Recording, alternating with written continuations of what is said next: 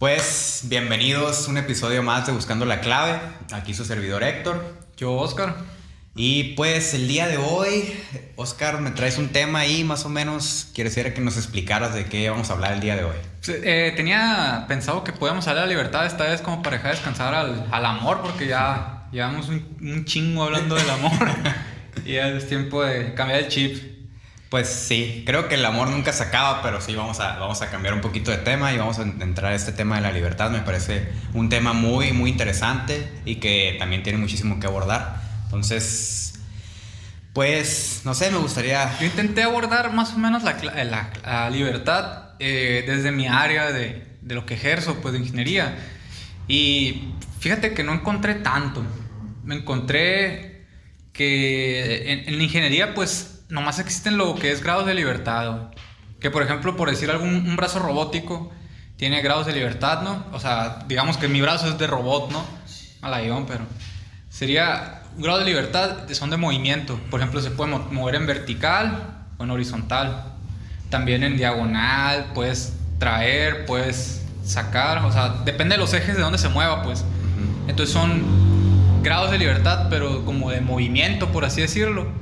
Y yo creo que cada disciplina va a tener su propio concepto de libertad, me imagino. O sea, por ejemplo, en finanzas, pues libertad financiera, ¿no? Y en biología, no sé, algún concepto por ahí, medicina, matemáticas, todos han de tener su concepto de libertad. Y en psicología, ¿no? Ese va a estar... Psicología, filosofía. Bueno, pues yo creo que la libertad abarca muchísimo, yo creo que prácticamente todas las ciencias del mundo. Y a mí me gustaría, fíjate, empezar con unas cuantas definiciones de libertad a través del tiempo y a través de culturas también, para poder tomar un poquito de referencia de eso, porque yo creo que, conforme lo que he investigado, yo creo que la libertad son pequeños fragmentos de todas las definiciones de libertad, a mi punto de vista. Entonces, por ejemplo, una posible definición de libertad podría ser no ser esclavo. Cuando nosotros tenemos algo que nos esclaviza o algo que nos ate, pues ya estamos siendo esclavos de esa cosa. Entonces, por ejemplo, para Jesucristo la libertad era buscar la verdad, pero para el cristianismo la verdad es Cristo. Entonces la verdad se supone que te hace libre, pero entonces en este caso la verdad o la libertad sería ser parecido a Cristo. O seguir la idiosincrasia, ¿no? de Cristo. O encontrar a Cristo, sí, claro, precisamente. Y ahí como que te condena un poco, ¿no? A tener que seguir su verdad. Exactamente, o sea, estás condenado como a la doctrina, a lo dogmático, ¿no? de esta religión. Para San Agustín, la libertad era lo contrario al libre albedrío. Por ejemplo, cuando solamente... La libertad era tomar la decisión buena, ¿no? Por ejemplo... La decisión correcta. La decisión correcta. Por ejemplo, si tú estás pensando en comer algo que daña tu cuerpo y también estás pensando en comer algo que te va a nutrir tu cuerpo, la libertad se supone que vendría siendo lo que le hace bien a tu cuerpo. O sea, tener una buena nutrición. Tener una buena nutrición. Sí, precisamente hacer lo bueno para ti, ¿no? O sea, tomar la decisión buena, por decirlo. Es que San Agustín también era como religioso, ¿no? Entonces... sí. Hacer lo correcto significaba pues irte al reino de Dios, a lo bueno, y hacer lo correcto pues era condenado, ¿no? A irte al infierno, por así decirlo. Precisamente. Entonces hay varias definiciones, por ejemplo también la del liberalismo contemporáneo, que es prácticamente hacer lo que tú quieras siempre y cuando te haga feliz.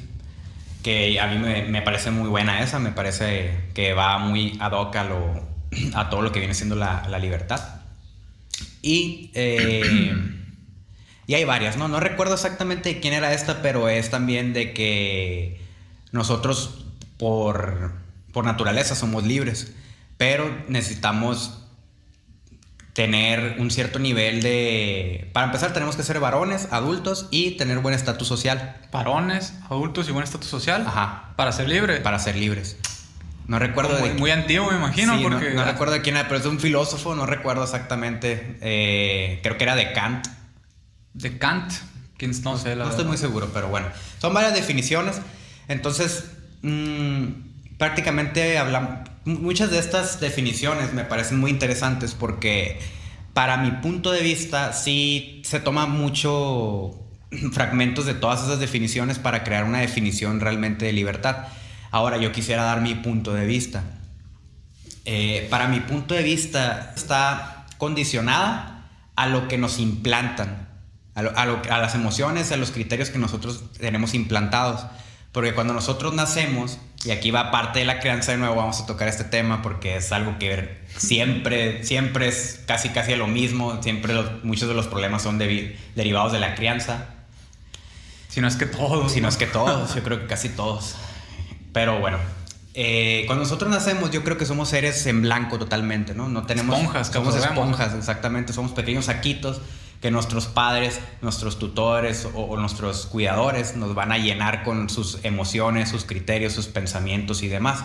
Entonces nosotros nos vamos a moldear conforme a esos pensamientos que nos están implantando. Entonces, ¿cómo podríamos decir que somos libres si ya nos estamos condicionando a tener los criterios ajenos, ¿no? O sea, estamos teniendo emociones y valores ajenos, no estamos teniendo nuestro propio criterio, no estamos teniendo nuestro libre albedrío, por decirlo. Como decía Jean-Paul Sartre, ¿no? Que el hombre hace lo que hicieron de él. Esa es la frase que estaba pensando, de hecho. Sí, el hombre es lo que hicieron de él, ¿no? Hace lo que hicieron de él. Hace lo que hicieron de él, sí, precisamente.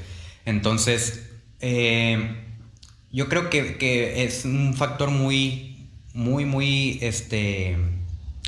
riesgoso, ¿no? Lo de la crianza, porque como digo, yo creo que realmente no es muy difícil llegar a la libertad o realmente definir la libertad. Yo precisamente no sabría definir si realmente existe como tal una libertad, porque yo creo que eso es el criterio de cada quien, ¿no? Cada quien se crea su propia libertad, cada quien tiene su concepto de libertad.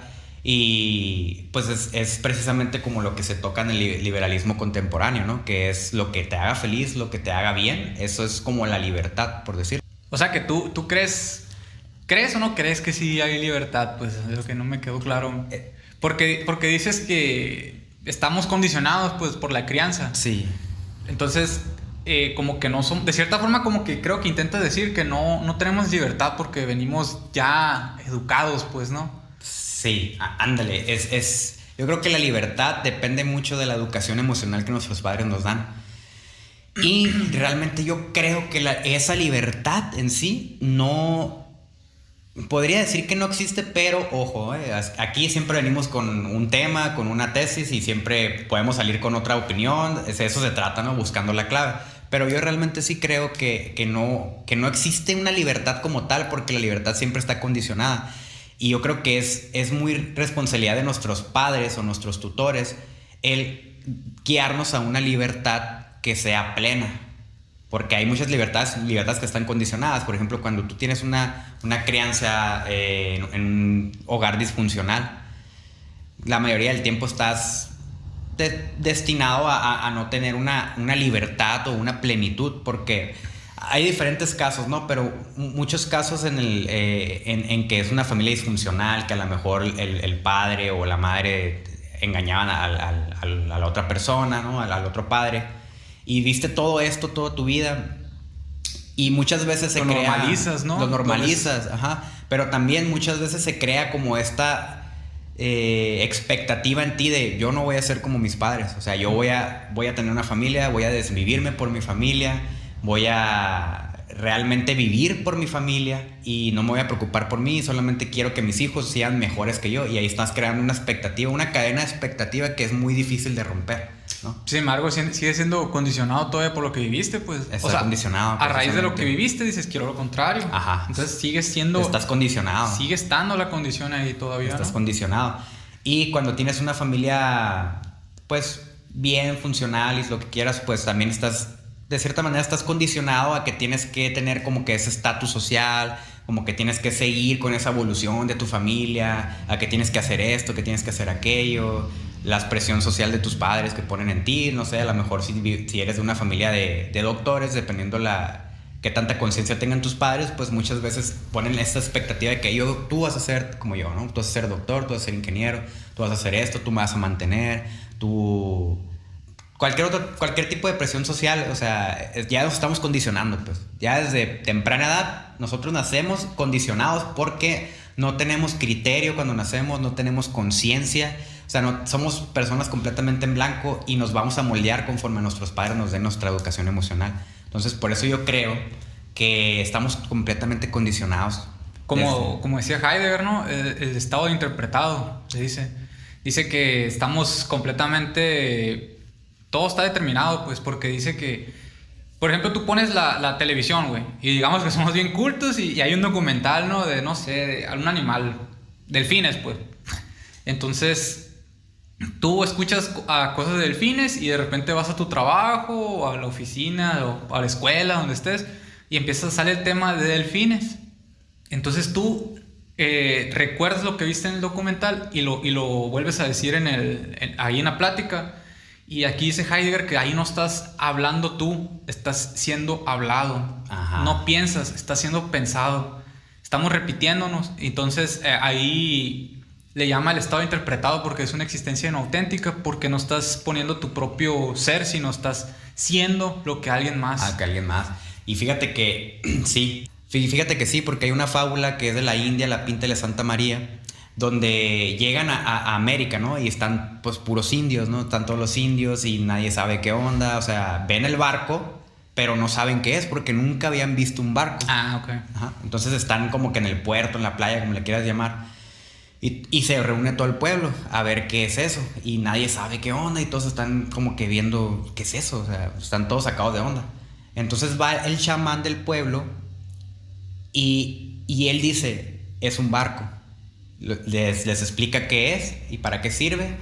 Y pues les dice que es un barco. Entonces todos se quedan con eso, ¿no? O sea, es como... Ok, es un barco porque él lo dijo. O sea, ya estamos ahí predeterminados a lo que alguien más diga. O sea, no estamos teniendo nuestro libre albedrío, ¿no? Me da risa, no tiene que ver con el tema, pero dijiste, le explica lo que es un barco, ¿no? De qué está hecho y para qué sirve. No más. O sea, cuando definimos un objeto, no más, son esas dos. Solamente podemos pensar en dos cosas. De qué está hecho y para qué sirve, ¿no? Ok, no, nomás quería... Está bien, quería puntualizar eso nomás. Porque es la dualidad esa, pues, y ahorita me gustaría tocar la dualidad con Descartes. Ok, entonces quédense pendientes con ese tema.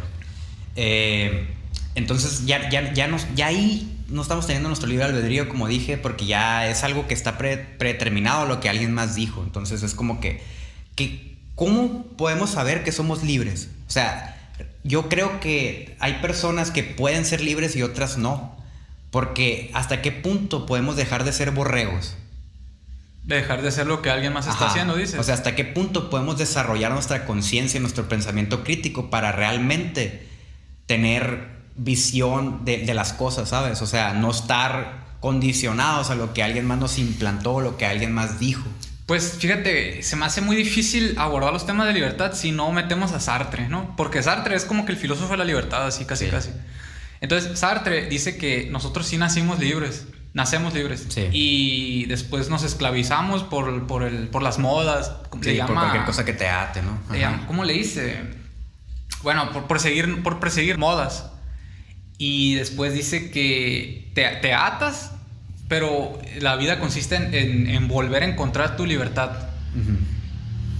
Entonces Jean-Paul Sartre, ¿no? Dice esto. Y después dice... Después de que pone todo eso de buscar su verdadera libertad, se topa con algo que dice que no puede controlar. Dice, yo soy libre, siempre y cuando no me vea otro, dice. Porque el juicio del otro es el que te condena, dice, te esclaviza, te fagocita. Así dice en una cita muy textual de un libro de Sartre. Entonces dice, se vive un montón en angustia porque dice, yo puedo ser libre siempre y cuando no me vea cualquier otra persona, pero... Imposible, porque siempre voy a estar viviendo en una sociedad, pues siempre va a estar viendo a otra persona y yo voy a hacer lo que la otra persona quiera que yo sea. Entonces es por eso dice que como está rodeado de gente me fagocita, dice, me están cubriendo mi libertad, me estoy siendo cuarteado por otro. Y yo me quedé pensando, pues entonces cómo escapas de eso, ¿no? Y es por eso que quería tocar la dualidad. Me llamó la atención que le dijiste ahorita, porque René Descartes propone una alternativa con su dualidad. Dice que él separa el cuerpo y el alma en dos cosas diferentes.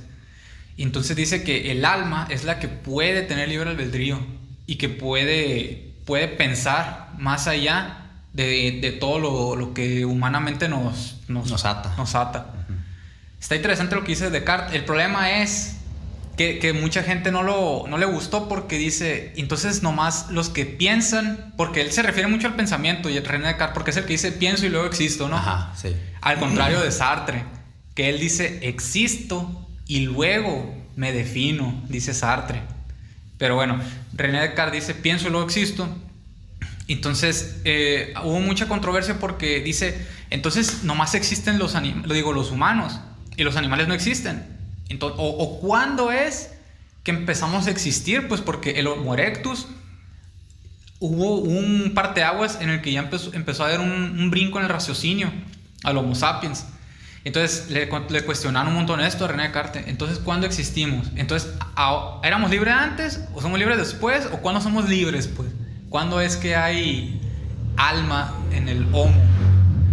Entonces está complicado ese, pero sí tiene una alternativa. Si quieres creer en la dualidad, puede haber una alternativa ahí con el alma, pero pues habría que definir el alma también, ¿no? Y eso vamos a tener que definir muchas cosas aquí para poder llegar a la conclusión. Estamos intentando como que querer definir la libertad, ¿no? Sí, primero.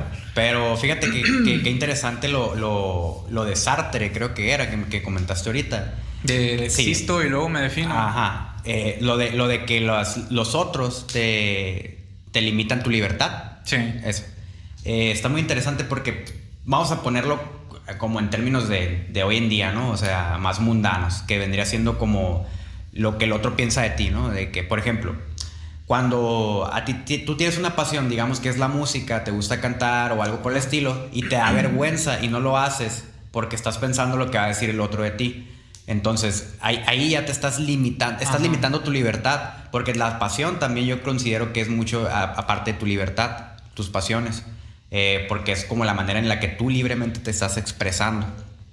Pero está muy interesante porque pues hoy en día sigue siendo igual, ¿no? O sea, yo creo que todo lo de esto de la libertad, la esclavitud, el pensamiento crítico, todo sigue siendo lo mismo, nada más que ha ido evolucionando. Ahora ya no somos esclavos de una persona o de un verdugo. Ahora somos esclavos, incluso peor, es más peligroso porque somos esclavos de nosotros mismos. Hoy en día somos esclavos de nuestra mente, somos esclavos de nuestros trastornos, de nuestras limitantes, de nuestros prejuicios. O sea, incluso hasta de otros también, ¿no? Por ejemplo, de los pensamientos que otros implantan en nosotros. También podemos ser esclavos de ese criterio, de esos valores que nuestros padres están implantándose en nosotros. O sea, todo está determinado por la crianza, haz de cuenta, ¿no? Incluso lo que creemos que nos gusta es porque ya de la crianza todo venía, haz de cuenta, ya venía condicionado, o incluso no de la crianza, ¿no? También de las amistades o sí, de cualquier persona que intervino en tu crecimiento, ¿no? En tu crecimiento de conciencia, ¿no? Porque como habíamos mencionado en uno de los episodios anteriores, más o menos cuando tienes 3, 4 años es cuando desarrollas tu conciencia, que vas desarrollando apenas tus recuerdos. Es más o menos la edad cuando tú empiezas a tener recuerdos de cuando eras niño, bebé, etcétera. Y después de una determinada edad, como más o menos de los 6 años, ya no cambias tu estructura. O sea, es muy difícil que cambies tu estructura o ya tus valores predeterminados que ya tienes, ¿no? O los valores que implantaron en ti. Es muy, muy complicado. Entonces, sí influye mucho en esa edad, o sea, desde esa temprana edad hasta que eres, no sé, adolescente, cuando más o menos vas desarrollando tu pensamiento crítico. Todas las personas que intervienen en ese lapso, ¿no? O sea, pueden ser primos, pueden ser hermanos, pueden ser tus padres, pueden ser cualquier persona que va a lo mismo, ¿no? Puede ser tutor, cuidador, porque también muchas veces estamos sujetos a que nos cuiden nuestros familiares, ¿no? Nuestros primos, nuestros tíos, etcétera. Entonces es una mezcla de todo y vamos haciendo como que un criterio que ya es ajeno, ¿no? Porque no es de nosotros mismos no lo estamos haciendo, no lo estamos generando. Entonces estamos alienados ya, ¿no? Sí. Ya viene todo el pensamiento que creemos que es nuestro, en realidad ya lo teníamos desde antes. Y ahora, para salir de eso es algo muy complicado porque tienes que... Es la pregunta, güey. ¿Se puede salir de eso? Se puede salir. Esa es la pregunta. Es la clave, güey. Queremos saber cuál es la clave para... ¿Se puede salir? O sea, es que hemos estado abordando todo lo que es antilibertad, ¿no? Ahorita en realidad. Como, Antilibertad, sí. de cierta manera estás tocando ya el determinismo, ¿no? El determinismo. Ojo, repito, que yo creo que la libertad no es intrínseca en el ser, por eso mismo, porque No nacemos libres. no entonces. nacemos libres. O sea, es que estaría muy difícil ahí, fíjate, porque es determinar si nacemos libres o no. Es porque, que primero dijiste que nacemos en blanco. Ajá, ¿no? es que Entonces ahí somos libres. es que ¿no? nacemos en blanco y es lo que yo estaba pensando también. Nacemos en blanco, pero somos libres. Porque no tenemos conciencia ni pensamiento crítico. Entonces, ¿cómo podríamos desarrollar esa libertad si estamos completamente en blanco? O sea, dependeríamos de una libertad ajena para realmente forjarnos una libertad. Y luego, ¿sabes qué es lo peor? Nosotros creemos que dominamos un lenguaje, pero porque es lo que nos enseña, ¿no? Pero sí. en realidad, ¿hasta qué punto es el lenguaje que nos domina a nosotros, ¿no? Porque finalmente las palabras es lo único con lo que podemos expresarnos, Sí. pues. Digamos que yo quiero expresar algo y estoy delimitado por las palabras que existen. Si yo tengo un sentimiento que es más allá del amor, ¿no? Ahora que nos Sí. encanta estar metiendo el Sí. amor. Digamos que yo tengo una conexión con alguien y nos conocemos y nos queremos. Pasa tiempo, nos gustamos, nos amamos. Y sigue pasando el tiempo y nos amamos mucho. Y luego nos llega un amamos momento. un extremo, nos amamos. Pero hoy, o sea, yo siento que tengo una conexión más allá del amor. Pero ¿qué palabra es la que va más allá del amor? Pues no existe, no la han inventado. Y me ha pasado muchas veces que no puedo expresar el amor que Ándale. siento porque no hay palabras para expresarlo. Y fíjate que hay diferentes amores. Por ejemplo, amor de amigos, de pareja, el amor a tu familia, al perro, por ejemplo, tu mascota. Y para todas las clases de amor es amor. No hay diferencia, pues siempre No hay diferencia. necesita una clasificación ahí. Pues estamos condicionados a nomás estar usando la palabra amor para todo, pues. Sí. Pero en realidad puede... Y luego todavía, güey, también las palabras, además de esclavizarnos, nos pueden también dar más libertad, güey. ¿Qué tal si encontramos una palabra que no sabíamos que existía o que se podía sentir algo parecido a eso? Y cuando nos se presentan esa palabra, ya conocemos que nuestros sentimientos pueden ir hacia otra dirección todavía. Y fíjate que ahí está la importancia también del estudio y la lectura. Ajá. La lectura de cualquier tipo, ¿no? Porque también puede ser audiolibros, o sea, escuchar o lectura. Porque conforme tú vas aprendiendo, realmente te haces más libre. Exacto. Porque conoces... Expandes tu vocabulario también. Expandes tu expresión. Porque conoces más palabras, conoces más términos, conoces más de algo, conoces más de lo que tú quieres escuchar, ¿no? Y ahí, por ejemplo... O sea que el conocimiento es libertad, entonces. El conocimiento podría ser libertad. Podría ser, pero vamos a definirlo. Vamos a ver. Pero sí, volviendo un poquito al tema también de lo de esto de la crianza, que también me gustaría tocar y no quisiera dejar desapercibido, es que en las familias también cuando tenemos hermanos, por ejemplo, o sea, es algo muy, muy complicado también, porque entra mucho la comparativa, ¿no? Ya sea que seas el hermano mayor o el menor, pero... Si eres un hermano, si tú tienes un hermano y tú tienes una cierta edad, ¿no? A lo mejor digamos que tienes 5 o 6 años, ya estás un poquito grande, pero toda la atención había sido para ti. Entonces nace un hermano que es bebé y por ende va a necesitar toda la atención, ¿no? Sí. Del mundo. Entonces tú ahí vas a entrar en una, digamos, crisis existencial, por decirlo, porque ya no vas a tener la misma atención que tenías antes. Y por ende vas a empezar a confundirte y reaccionar de maneras a lo mejor agresivas. El niño va a reaccionar de maneras agresivas, va a reaccionar, sus celos los va a expresar desde un punto de vista inconsciente, porque él no va a saber cómo realmente expresar sus sentimientos o sus celos para llegar a un acuerdo a través de la dialéctica. Entonces aquí solamente entra pues la furia, el resentimiento, etc. Puros sentimientos negativos. Puros sentimientos negativos y que se van acumulando y en determinado momento va a explotar. Y ahí es donde entra mucho la confusión de identidad. O sea, entran muchísimas cosas que nos quitan extremadamente mucha libertad. O sea, ahí la atadura es extrema. Y por eso yo digo y considero mucho que si vamos a tener hijos o alguien está pensando en tener hijos, la verdad debe de ser consciente, porque implica muchísimas cosas tener hijos. Implica muchas cosas. Hay que tener hijos conscientes. M-Force. Acá, no, qué vamos. Psico. No nos pagó ninguna compañía Todavía no. de condones. Todavía no. Y entonces ahí, por ejemplo, entra mucho esto de la comparativa. Entonces, conforme tú vas creciendo, ya seas que seas el hermano menor o el mayor, tú te vas forjando con una comparativa de, bueno, yo necesito ser más que mi hermano. Yo necesito llenar las expectativas de mis padres. Entonces, por más que tú sanes o llegas a tener un pensamiento crítico, como digo, que es muy complicado sanar todas esas heridas.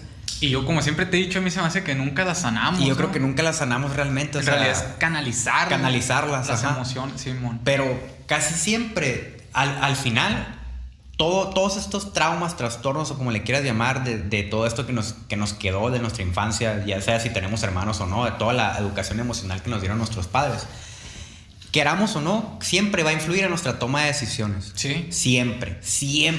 Entonces, estamos condicionados. Condicionados, pues. O sea, nuestra libertad está condicionada a la subjetividad afectiva que nuestros padres implantaron en nosotros. A como crecimos, vamos a hacer nuestro juicio, ¿no? Ya que estamos grandes. A como crecimos, vamos a hacer nuestro juicio. Entonces aquí sí realmente es muy difícil. O sea, es muy difícil definir si somos libres o no, porque aunque nazcas en la familia más plena, más sana, ¿cómo no vamos a estar condicionados, ¿no? Porque igual dependemos de lo que van a implantar nuestros padres, pues. Fíjate que yo por eso nunca he creído en la meritocracia, güey. Nunca he creído en la meritocracia. Para allá va, pues, porque, haz de cuenta, la mayoría de la gente, ya ves que hay coach y gurús financieros y toda esa madre. Y mucha gente les dice, wow, Bill Gates, wow, Mark Zuckerberg, wow, porque son ricos y lograron algo desde chiquitos, lograron algo, pero en realidad no están viendo que ellos ya están condicionados a ser así, pues. Venían de familias muy exitosas, venían de familias que leían un montón, que tienen mucha cultura, entonces ellos moldearon a su hijo para el éxito, pues, por así decirlo. Probablemente no se tuvo ni que esforzar, pues. El éxito ya estaba condicionado a suceder, porque ya venía desde su familia, desde su crianza, que iba a ser de esa manera. El árbol genealógico, ¿no? Y, por ejemplo, cuando estás en un trabajo, también es lo mismo, pues no pienso que haya meritocracia, porque cuando están ahí dos sujetos, ya vienen condicionados. Entonces, uno puede venir de una familia en la que tuvo muy mala educación, muy mala crianza, y se tiene que esforzar muchísimo más para ponerse a nivel de alguien que tuvo una familia con una crianza muy buena. Y al final, ponle que el de la crianza buena va a lograr más, pero no se tuvo que esforzar tanto como el de la crianza mala. Sin embargo, el otro está logrando más y creen que tiene más mérito porque ha hecho más cosas, pero no ven todo lo que se ha esforzado el otro que viene de acá de la crianza mala, pues. Y por eso yo no creo que no es meritocracia esa, pues, porque ya estás condicionado a que vas a ser mejor que el que tiene, por así decirlo, mala educación o mala crianza. Por eso yo no creo en la meritocracia para nada. Es como una frase de Sartre, no la recuerdo exactamente textual, pero dice algo así, que es de que si naces en una familia, digamos, pobre, que tiene carencias de todo tipo, o sea, estás condicionado a ser igual que ellos. Y si naces en una familia que ha tenido todo, que nació en cuna de oro, por decirlo, de plata, pues ya estás predestinado a tener éxito. Que ahora habría que definir el éxito, ¿no? Porque sí, el éxito porque es muy relativo también, güey. Nosotros creemos que estamos luchando por nuestros sueños de éxito, de tener una casa propia, un carro del año, viajar por el mundo, cuando no nos damos cuenta que ese es el éxito que todo el mundo nos ha impuesto, pues, que está preestablecido y que se instauró en nuestra mente para creer que ese es el éxito que debemos de alcanzar. Para ser seres humanos más plenos, eficientes, más bien, ¿no? Yo creo que es también concepto de marketing, ¿no? Sí, porque lo hacen para que seamos seres humanos más eficientes y por ende hagamos más dinero en todo. Voy a trabajar, voy a hacer horas extra para tener dinero para viajar, para cumplir mis sueños. Y fíjate que ahí se ve como algo normal, ¿no? O sea, horas extra, qué bueno, ¿no? O sea, realmente nos estamos consumiendo toda nuestra libertad por estar condicionados y encadenados a ese trabajo, por ejemplo, o a ese éxito, que precisamente solamente éxito financiero. Realmente no te va a garantizar el éxito en todos los aspectos de tu vida. También existe el éxito emocional, el éxito, no sé, tu plenitud también es una manera de éxito. O sea, hay infinidades de éxitos, ¿no? O sea, cada quien tiene su propia definición, pero yo creo que ese éxito es muy tóxico. El éxito impuesto, ¿no? Sí, por las masas. Impuesto, sí, es algo muy tóxico. Es muy tóxico. como dice Heidegger, que vivimos devorados por la vivez de las modas, de las novedades, ¿no? Así dice Heidegger. Por ejemplo, cómo pensamos que nos gusta algo, pero en realidad solo estamos siguiendo la moda, lo que le gusta a la mayoría. Y muchas veces no tenemos opción, pues porque tú pones la televisión, y el MTV, y ahí está música, pues, y tienes que escucharla. Y de entre las opciones que hay, pues una te gusta, ¿no? Y ahí, pero sigue siendo, no es libertad. Tienes libertad al escoger, pero no tienes realmente una libertad plena, pues solo te están dando entre cierto número y tú escoges uno de los de ahí, pues estás siendo coartado finalmente. ¿Hasta qué punto sí somos libres o hasta qué punto nuestros gustos realmente son impuestos por el marketing, como dijiste tú? Por el marketing y nuestra crianza, ¿no? Nuestra crianza. Pues sí es algo muy, muy difícil de definir. Realmente la libertad es un concepto completamente abstracto. O sea, depende totalmente de la abstracción de la educación emocional que nos dieron nuestros padres, que también a nuestros padres también vienen ya con ese marketing, ¿sí? Con esa condición del marketing que han vivido a través de toda su vida, válgame la redundancia. Y vienen nuestros padres ya venían condicionados de nuestros abuelos. Es una cadenita de condición. Siempre estamos condicionados. Sí, el sujeto está sujeto. El sujeto está sujeto. Entonces, sí, es algo muy complicado de definir. Pero insisto, pues son temas de determinismo pues, ¿no? Entonces, como al final de cuentas el determinismo dice que todo está determinado a suceder. Fíjate, no me quería meter en temas de física, güey, pero bueno, hay un filósofo que se llamaba Thomas Hobbes, creo, algo así, que decía que todos somos libres hasta que haya algo que nos lo impida. Por ejemplo, vas caminando y te topas una piedra y no te deja pasar. Ahí dice que estás siendo coartado, pero yo me puse a pensarlo y dije, esa madre se parece a algo así como la inercia, dije. La inercia, que no me quería meter tanto en temas de física, pues, pero ya es inevitable. Es que es imposible no entrar a todos los temas en la libertad. Sí, ese tema de física es la inercia, que dice que un objeto en movimiento, rectilíneo, uniforme, siempre va a seguir en movimiento, a menos que haya una fuerza que lo detenga. O si está en reposo, pues lo mismo, tiene que haber una fuerza que te quite el reposo. Entonces, después de esto, salió un tipo, Laplace, que dice que todo está definido por el determinismo, porque todo está determinado por lo mismo ya ves que hablé ahorita de la física y de que cómo se coarta la libertad. Pues dice este tipo que no somos libres, como dice Thomas Hobbes, no me acuerdo cómo se pronuncia, sino que todo está determinado, y todo está determinado desde las partículas, dice. Que hay un momento en el universo en que tú puedes conocer el sistema de partículas y que tú lo puedes calcular todo. Y una vez que calculas el sistema de partículas, la velocidad, la fuerza, la distancia y todo, puedes saber todo el universo. Puedes saber todo lo que va a pasar, todo lo que pasó, porque lo puedes calcular todo. Se le llama demonio de Laplace esa onda, a este fenómeno. Y lo podemos definir más fácil como un billar. No, tú tienes el palo el taco, ¿cómo se llama? El palo de billar. Creo que sí. Bueno, entonces tú a cierta fuerza le calculas cómo le vas a pegar y con el ángulo, y ya sabes más o menos dónde va a caer cada bola en la mesa de billar. Y entonces decía Laplace que es lo mismo, pero a niveles macro, pues a nivel cósmico. Si tú puedes calcular todo de un sistema de partículas, puedes calcular todo. Todo está determinado, dice. Incluso esto es de partículas, ¿no? Y como en el cerebro, pues también son partículas, pero, o sea, son neuronas, pues, pero finalmente siguen las leyes de las partículas, porque hay electricidad, campos magnéticos, eléctricos y todo ese show. Entonces dice que incluso como puedes calcular todas las partículas del universo, también puedes calcular los pensamientos, pues. Y está muy cañón ese rollo, porque decía que me recordó un montón ¿cómo se llama? Al efecto mariposa, güey. Porque ya ves que dice que el aleteo de una mariposa puede generar un ciclón en otro lado del mundo. Sí. Ah, pues es lo mismo, pues ahí calculas lo que va a hacer la mariposa y dice, el aleteo de la mariposa genera un viento que tira una hoja, la hoja hace que se tropiece una persona. Y todo consecuencia, causa consecuencia, causa consecuencia. Y entonces así dice que se calcula todo lo que va a pasar y todo lo que pasó. Entonces dice que ya todo está determinado. Otra serie que toca un montón este tema es Dark.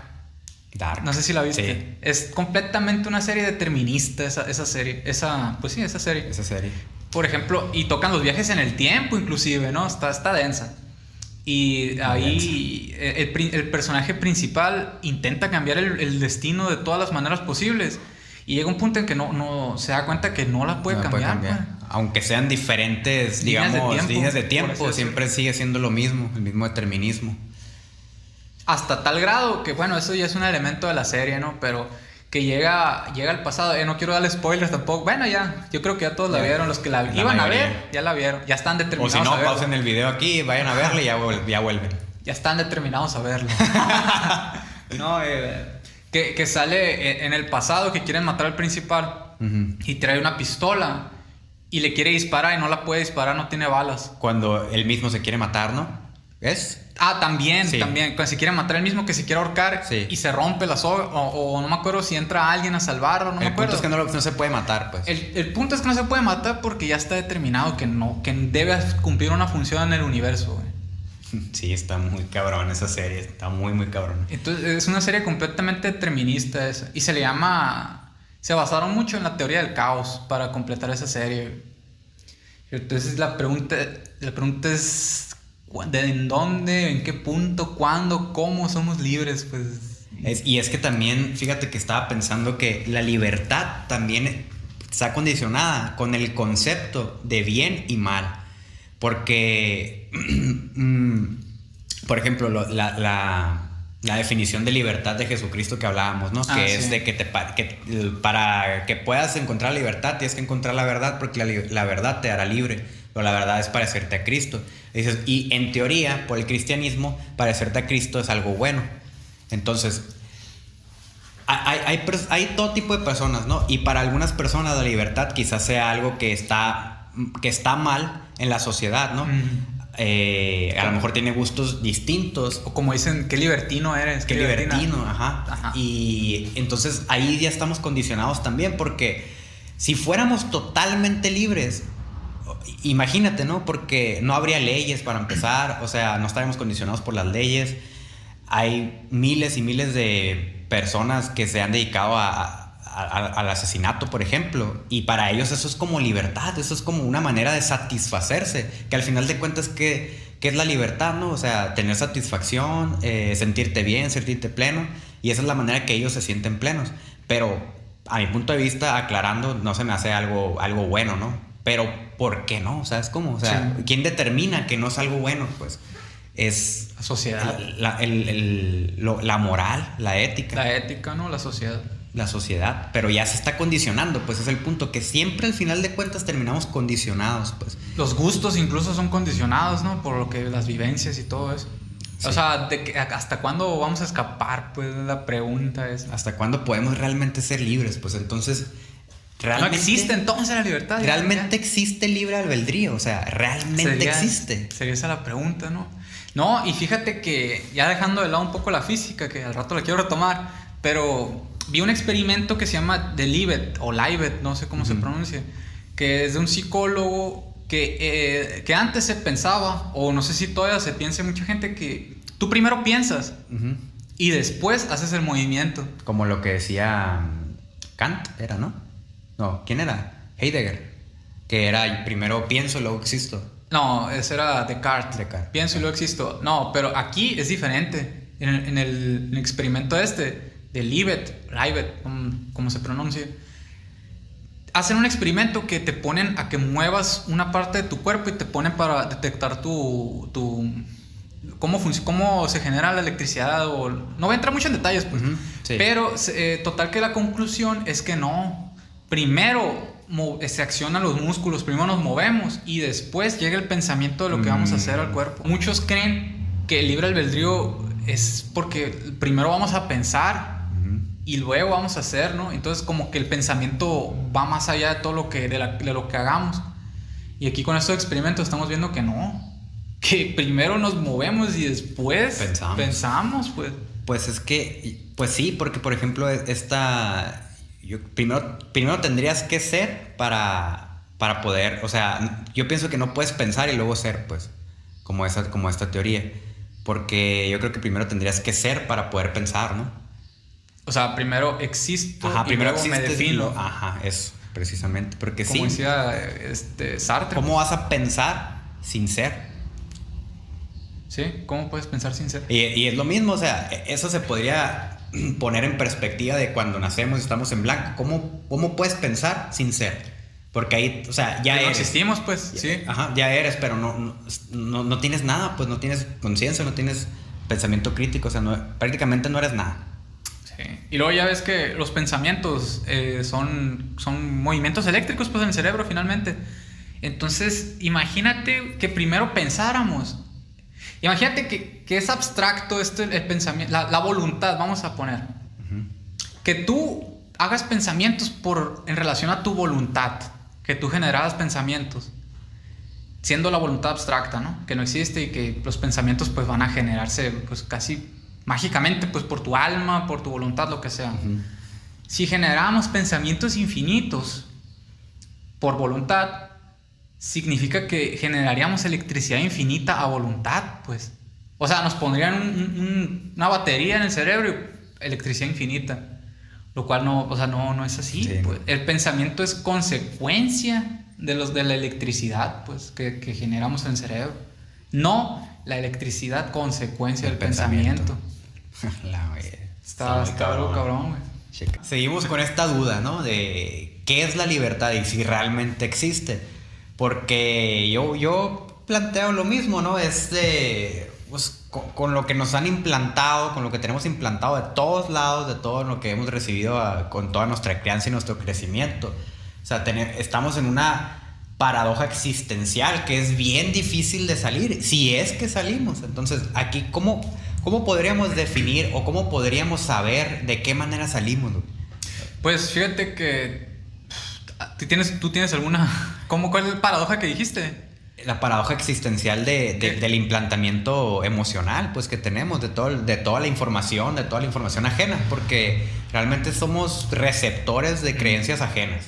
Porque yo sí tengo una paradoja que medio podría salirse ahí, pero tiene que ver con la información, güey. No sé si me tendría que meter en temas de física que no quería, güey. Tú adelante, no hay problema. Aquí tenemos que buscar la clave. Estamos buscando la clave de la libertad. La clave de la libertad.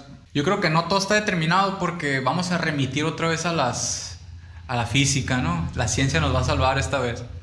Hay una teoría de la información que está dada por Claude E. Shannon, creo que se llama.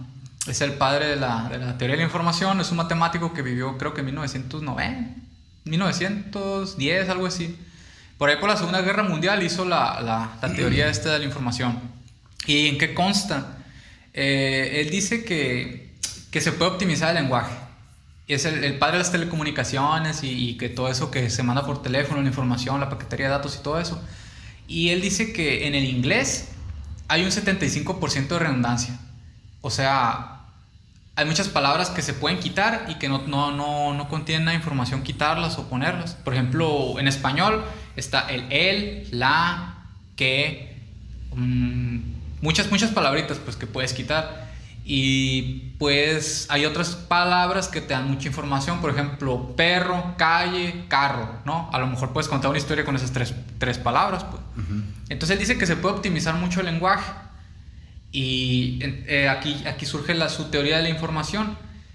Y un dato curioso que por eso la inteligencia artificial esta que hizo Facebook hace unos años, que empezó a hacer un lenguaje codificado así que nomás ellos pueden entender. Pues eso fue a raíz de que el lenguaje se simplificó tanto, se fue factorizando tanto, que llegó un punto en que ponían como 5 o 7 veces la misma letra, porque era un lenguaje sumamente muy, muy complejo para nosotros, pero para ellos estaba muy optimizado. Entonces así dice que el lenguaje se puede optimizar. Y él dice que empezó con las teorías digitales de la información, ¿no? Entonces él empezó con los ceros y unos, el sistema binario. Y mucho del sistema binario se puede codificar, que después se hacen palabras, ¿no? Entonces así es como codificaron las máquinas. Por ejemplo, los discos duros en blanco son puros ceros. 0, 0, 0, 0, 0. Y cuando tú ves que son un montón de ceros, pues ya ves que es un disco duro en blanco. Pero es en blanco. No te sirve de nada, pues es información que no te sirve, pues no te sirve. Y cuando son muchos patrones, cuando no son patrones los que puedes tomar, que es todo completamente aleatorio, tampoco te sirve para nada, porque es tanta la información que no la podemos interpretar. De hecho, en la televisión, cuando es mucha la información y que no se puede decodificar, da la información pura. Y es una pantalla que está toda gris y que tiene ruido blanco. Oh, sí. Esa es información pura. Y no nos sirve para nada, pues no nos dice nada porque no. Tenemos que encontrar un punto medio en el que podamos, entre lo aleatorio y lo no aleatorio, para que podamos nosotros ver el mensaje. No puede ser nada de información como un disco en blanco porque no nos dice nada, y tampoco puede ser pura información porque no la podemos interpretar. Y entonces, de cierta manera, necesitamos un ¿no? Entre mucha información y poca información. Entre el orden y el desorden. Y en teoría de la información, al desorden, que es el desorden son las palabras que sí nos dan información, le llaman entropía. Entonces dicen que desorden es igual a información y el desorden es entropía. Entonces la información es entropía. Y bueno, ¿a qué quiero llegar con esto? Cuando tú, de cierta manera, güey, cuando tú estás, al mundo lo estás comprimiendo tanto, como que es nuestra forma de expresar el mundo, ¿no? Al menos en física, por ejemplo, la ecuación de Einstein, que es una ecuación muy pequeña, pero te ayuda, por ejemplo, a definir cómo cae una manzana, ¿no? Te ayuda a definir cómo gira los planetas alrededor del Sol. Te ayuda a definir un montón de cosas en el universo. De cierta manera, como que comprimir es la forma del humano para expresar cosas mucho más grandes, para codificar información o para decodificar el universo. Y bueno, pero ¿qué quiero llevar con el universo, con la información y con todo esto? Bueno, resulta que en los sistemas cerrados siempre hay entropía. Es la segunda ley de la termodinámica esta. Se le llama entropía a la pérdida de calor. Entonces, en todos los sistemas cerrados siempre va a haber pérdida de calor. Siempre. Porque si no, llegaríamos al cero absoluto, que es la siguiente ley de la termodinámica, es la tercera. No se puede llegar al cero absoluto porque siempre hay entropía. Si llegáramos al cero absoluto, todo en el universo se congelaría machín. Estaríamos congelados completamente. Entonces, siempre tiene que haber entropía. Bueno, resulta que si siempre hay una entropía constante, se supone que deberíamos de poder calcular todo lo que ha sucedido en el universo. Es lo del demonio de Laplace que comentaba al principio. Si podemos calcular la entropía constante y podemos saber la posición y la velocidad de las partículas, podemos calcular todo en el universo, güey. Pero resulta que la entropía no es constante. Al menos en el universo en el que vivimos, la entropía no es constante, siempre cambia. Porque si no podríamos explicar el momento justo después de que hubo un Big Bang, cuando se empezó a expandir el universo, y el momento que estamos ahora. De hecho, la expansión misma del universo es una prueba, o la expansión o la contracción del universo es una prueba de que hay entropía diferente, hay entropía variable. ¿Y qué quiero decir con entropía? ¿Por qué expliqué lo de la información? Porque la entropía es información. Significa que en el universo siempre está habiendo información nueva, güey. Se está creando nueva información a cada momento. Y esto es a causa, la información de dónde sale, de que no podemos calcular todavía la posición y la velocidad de las partículas. Y esto genera nueva información, porque todavía no hay ecuaciones y no sabemos si las vaya a haber. Ecuaciones que definan todavía esa información que nos hace falta. Y la teoría del observador hace que se genere nueva información cada vez que estamos analizando las partículas que no conocemos su posición y velocidad. Esta nueva información nos hace que no podamos saber todo lo que va a pasar, ni todo lo que va a pasar en el futuro, lo que va a pasar en el pasado. Así que de cierta manera tenemos todavía esa libertad de no conocer lo que va a pasar en el futuro y lo que va a pasar en el pasado. Todavía no está todo determinado. Y hay una paradoja de la información que también nos salva en este momento del determinismo, que es la paradoja de la información. Y esta dice que si tú supieras lo que va a pasar en el futuro, lo calculaste, ¿no? Uh-huh. Tú eres el demonio de la plaza. Sí. Y tú calculaste todo el sistema del universo y sabes lo que va a pasar en el futuro y en el pasado, ¿no? Entonces tú sabes, y como ya sabes lo que va a pasar en el futuro, tú actúas diferente, güey. Tú dices, en el 2030 la lotería va a ser esto. Entonces tú compras un boleto de lotería que sabes cuál va a ser, pero ahí ya estás cambiando, güey. Entonces lo que va a pasar en el futuro va a cambiar a raíz de que tú sabías algo en el futuro, güey. Y esa es la paradoja de la información. Si tú sabes lo que va a pasar, lo cambias por saberlo, güey. Y es por eso que el determinismo vuelve a chocar, que no vuelve a estar todo determinado, pues. Es imposible, al menos con la tecnología que hay en este momento, poder calcular todo. Y ahí es donde se rompe el demonio de Laplace. Entonces, prácticamente todo es causa y efecto, podría decirse. Causa y efecto, sí. Y nos salvamos del determinismo por esta ocasión. Bueno, está muy interesante y creo que sí se podría aplicar para definir una libertad. Pero también yo quiero preguntarte, tocando este tema de la física y todo esto, la matemática, ¿cómo podríamos relacionarlo? O más bien, para ti la libertad es algo absoluto. O sea, ¿la libertad engloba todo o es una libertad para cada cosa? ¿Sabes? O sea, la libertad emocional, la libertad espiritual, la libertad de expresión, la libertad de ingeniería, la libertad matemática. O sea, ¿tú crees que la libertad engloba a todo? Porque ¿cómo podríamos aplicar, por ejemplo, este método que acabas de decir a la subjetividad afectiva de las emociones para poder nosotros definir que realmente como seres humanos somos libres? Pues desde el momento en que no se puede determinar todo en el universo, se me hace que hay cierto grado de libertad, ¿no? Como que el pequeño aleteo de una mariposa sí va a generar un cambio en algún momento en el universo.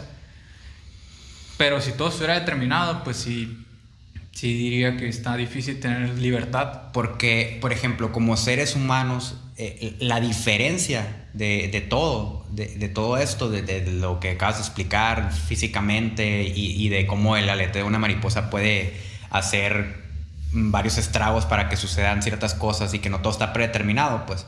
Pero la diferencia es que los seres humanos pues tenemos emociones y muchas emociones. Entonces, ¿cómo podemos contrarrestar esas emociones contra este sistema binario? Pues, por ejemplo, que como dices, es un sistema binario y no depende de emociones. Pues, entonces, ¿cómo los seres humanos podemos definir cuándo somos libres? Porque, como digo, o sea, se nos implantan emociones, se nos implantan creencias, que al final de cuentas todo determina nuestra subjetividad afectiva y nuestra dependencia emocional, nuestras emociones, nuestra manera de ser, nuestros valores, etc. Entonces, ¿cómo podemos definir la libertad realmente para un sistema mundano, por decirlo, para la vida?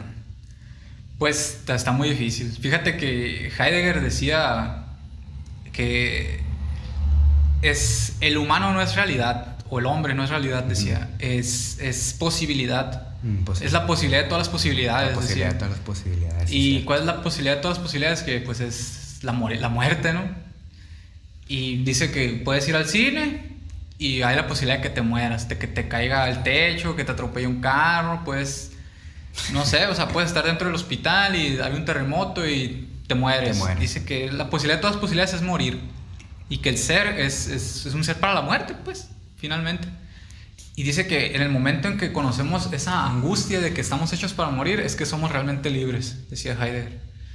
Entonces, de estar listos. O conocer la posibilidad. O sea, realmente es como aceptar que vamos a morir. Aceptar la muerte, pues. Podría ser. Pues podría ser. Podría ser porque, bueno, no sé si la muerte nos encadena realmente, tal vez sí. Pero, por ejemplo, aquí me gustaría definir un poquito más o menos a cómo podría definir la libertad con Pues es una, digamos, frase o es de una clase de Darío Stanzrasher, la verdad, no sé cómo se pronuncia. Stanzrider, que es la del tiempo, donde dice que el pasado, pues ya no se puede vivir, que prácticamente que no existe porque ya fue. Sí. Ajá. Entonces el futuro tampoco existe porque no ha sido. Y no sabemos qué va a pasar en ese futuro. Uh-huh. Entonces lo único que el presente es lo único que existe en sí, pero realmente el presente ¿qué es? Es solamente la línea que separa el pasado del futuro. O mejor dicho, el punto de encuentro. El punto de encuentro es el punto de encuentro del pasado y del futuro. Pero yo considero que el presente sí es lo único que existe, pero el presente, o sea, lo que acabo de decir ahorita del tiempo ya es pasado, pues. Uh-huh. O sea, esto es el presente. Entonces, ¿cómo podríamos definir la libertad?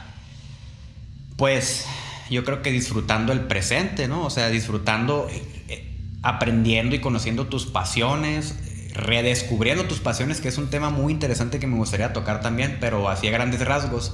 Personalmente a mí me ha pasado que una de mis pasiones desde que tengo memoria es la música y mucho el arte también.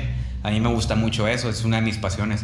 Pero conforme he ido creciendo, ha ido evolucionando un poquito eso. Siempre ha sido la música una de mis pasiones, pero ahorita no considero que sea mi pasión más grande, sino que una de mis pasiones es el arte en sí, englobado como todo, ¿no? Como lo que viene siendo la música, la escritura, la expresión, la lectura, el escuchar. Entonces, yo creo que también es esa parte del libre albedrío, donde tú defines cuál es tu libertad, ¿no? O sea, que también va mucho a lo del liberalismo contemporáneo, ¿no? Que es haz lo que te parezca mejor, lo que te haga más pleno y lo que te haga feliz.